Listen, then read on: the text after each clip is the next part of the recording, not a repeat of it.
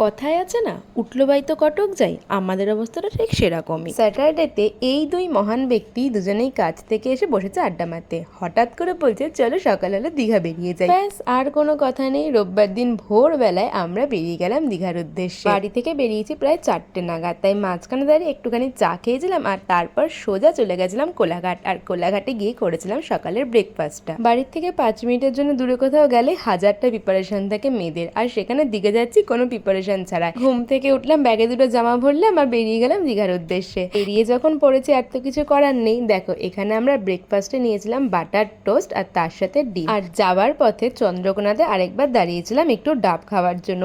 এত গরম ছিল আর পারা যাচ্ছিল না। চলো তাড়াতাড়ি খেয়ে রওনা দিই, কারণ ড্রাইভাররা বলে দিয়েছে আর কিন্তু কোনো স্টপেজ পাবে না। যাই হোক, কথা বলতে বলতে কিন্তু পৌঁছেই গেছি। কিন্তু এখন সব থেকে বড় কাজ হচ্ছে এই পিক সিজনে আমাদের হোটেল খুঁজে পাওয়া।